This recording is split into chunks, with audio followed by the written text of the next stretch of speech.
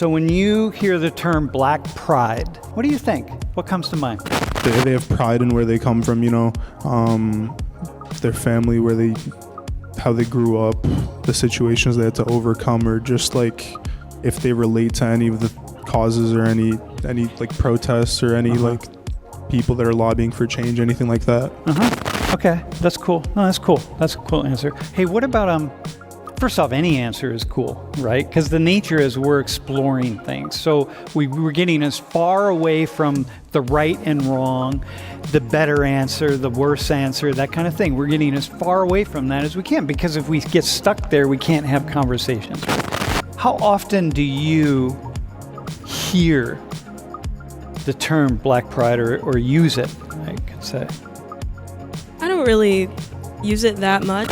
What I know about it is that we had a black player on our football team, and a opposing football team wouldn't play us because of that. And the other Penn State students said, "We are one. We will play together, or we won't play at all." And they ended up not playing because the other team didn't want to play with a black person on our team. And they all stuck together. Penn State stuck together.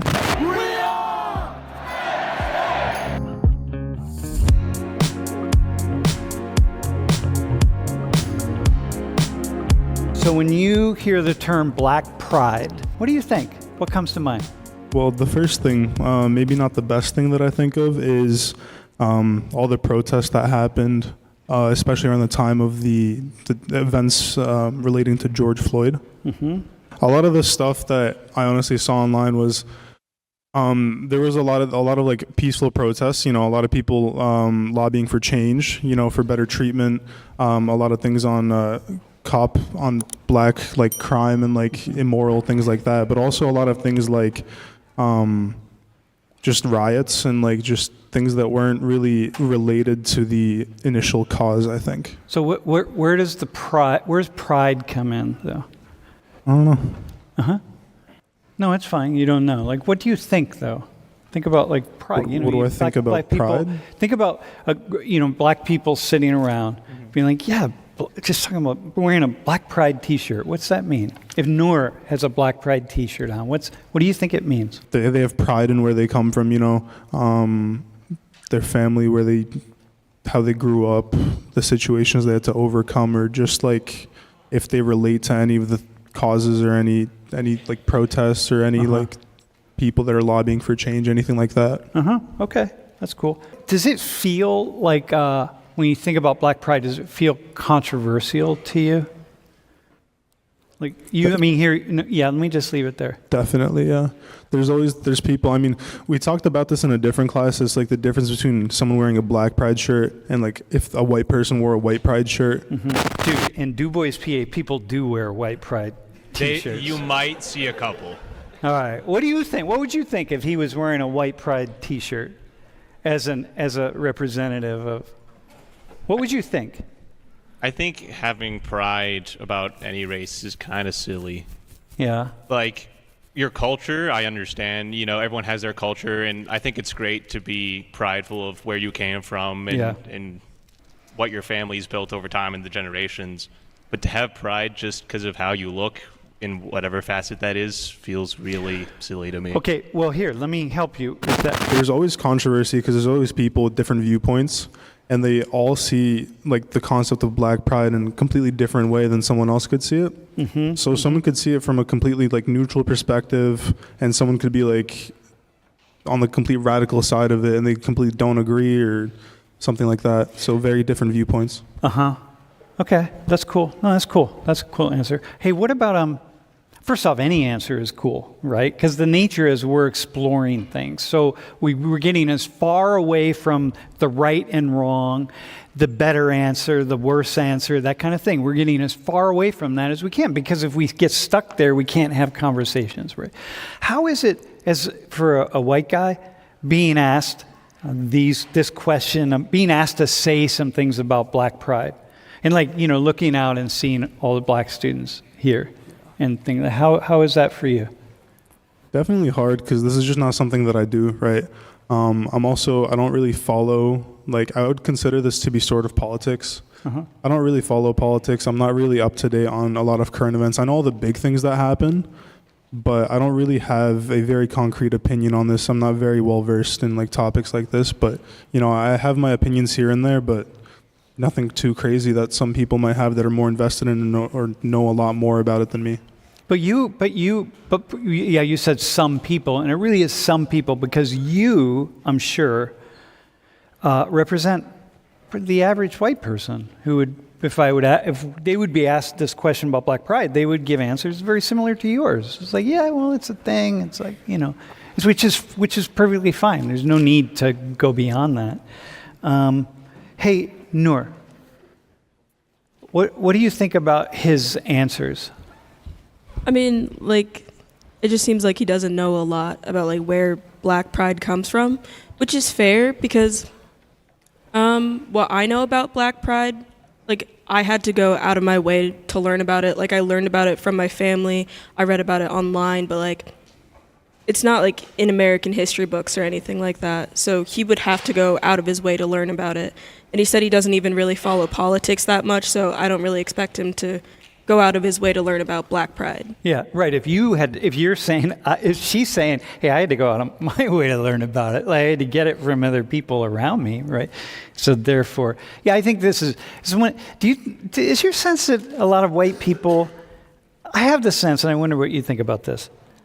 A lot of white people feel like maybe they don't want to talk about stuff because they should know more, and then they feel kind of bad that they don't know more, like, oh, I should know, like I'm a bad white person or something because I don't have opinions about things and I'm not paying attention. And do you have any thought? Do you see that, or how do you see that? I mean, I grew up in a lot of suburbs, so I've definitely met a lot of white people. So I'd probably say, yeah, like if they don't really know something, they don't really want to get in trouble for it, so they don't really say anything. Mm-hmm. Right, similar to how. So for you, there are all sorts of things that you don't know, right? That you're not going to just go out and publicly talk about them because it's like, well, I'm kind of not very knowledgeable about that. So what does Black Pride mean for you? But Black Pride to me, I kind of think of history. So if we go back to like the 60s, the civil rights movement, mm-hmm. I think about like Martin Luther King and like how he fought for a lot of people's civil rights and a lot of civil rights leaders of the time. Mm-hmm. And then I also think of the 70s because like after Black people were given more civil rights, they still weren't exactly accepted into society.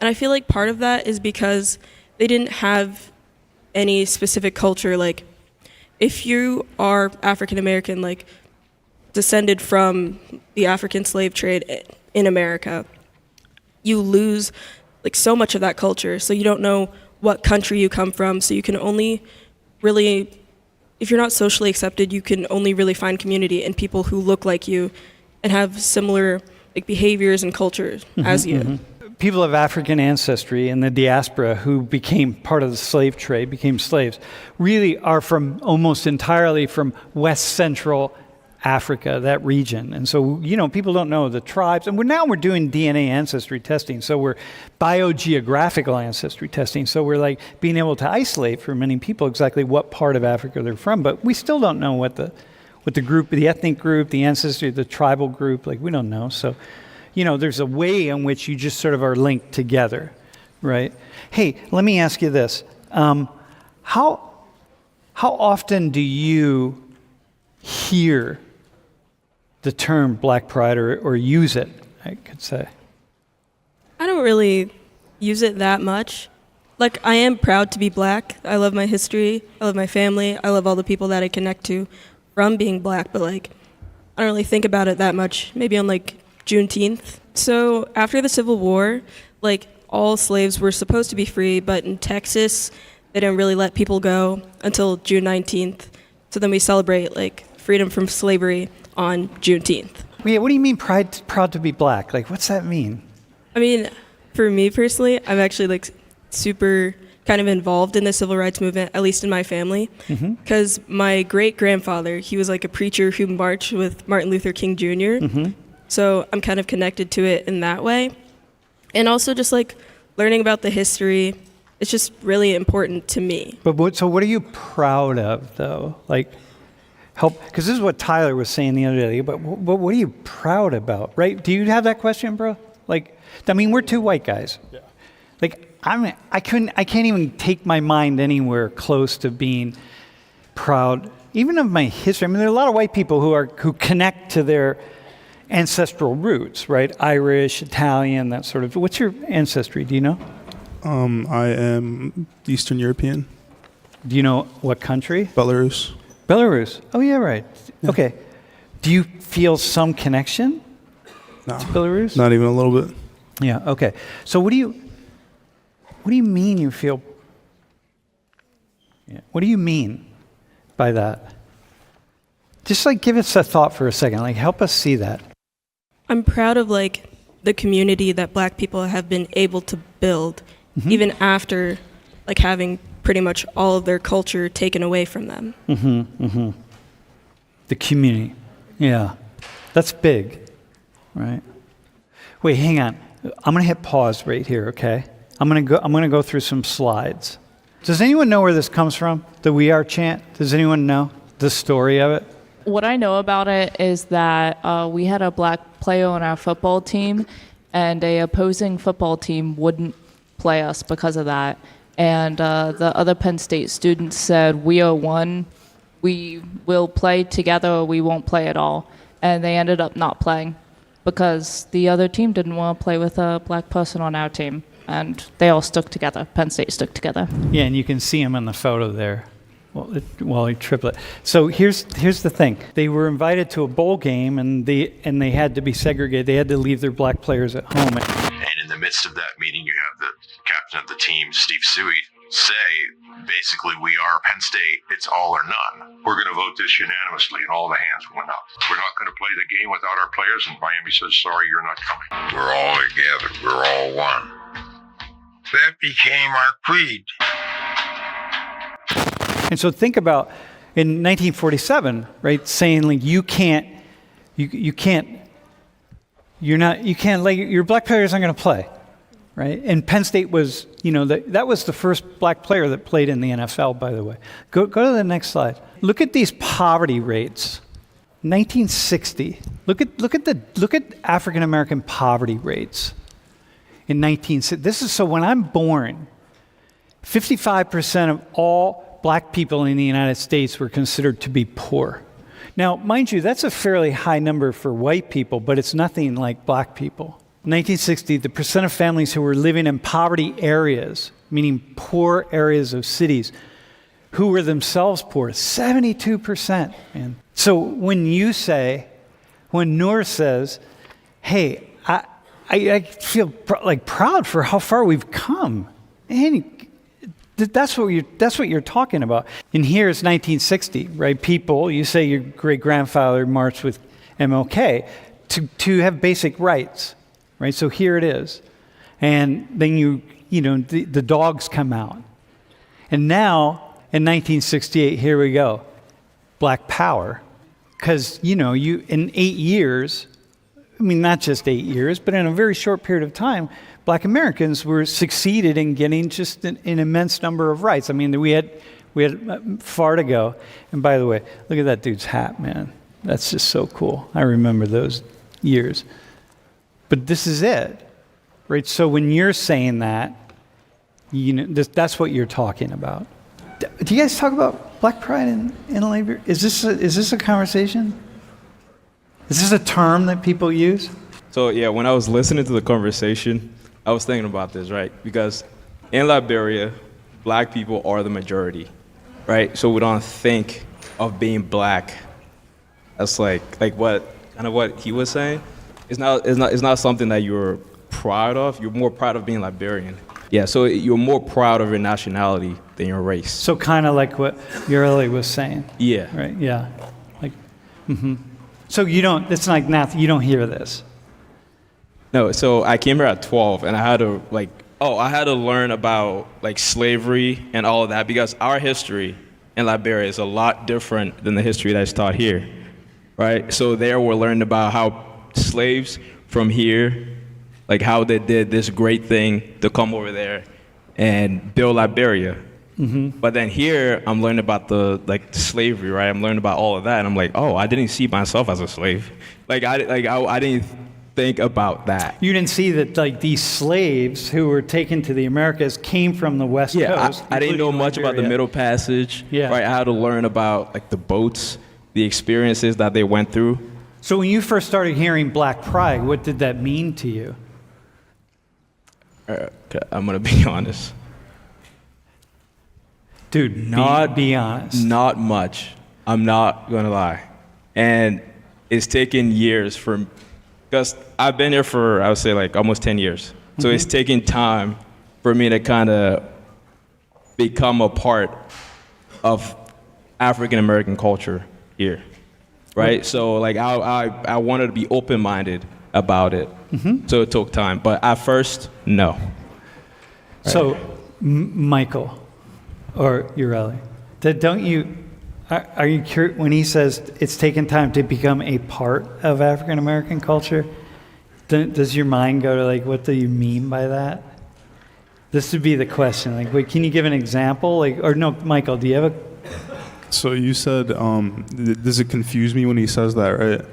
But to me, it makes sense because I feel like the culture is here for African Americans and African culture, well, in Liberia, right? I feel like it's very different because, like he said, there's different histories. So to me, it does make sense that obviously there would be a different culture. He would have to be like he would have to learn about the culture and then be a part of it. It's not like something that as soon as he moved here, he was already part of it. It's very different. It's like if you're from Ireland and then an Irish person being compared to someone that's like American Irish, they're not going to be the same people. They're not going to have the same thoughts, the same culture, the same identity. Yeah, good point. So, wait, Dixon. Yeah. So what does Black Pride mean? What do you think Black people mean when they say Black Pride? So don't think about, scoot down. Don't think about what Noor said. Go back to before we had this class. What are Black Americans talking about? I think it's more about coming out of struggle. I think it's more of a struggle thing, right? Like having ancestors that went through something that traumatic. Yeah. Right? That can bring people together. So that's how I see Black Pride. I see it as sort of being related to the people, like kind of what Nora was talking about. Okay. Right? Kind of being related to the people that went through something that difficult.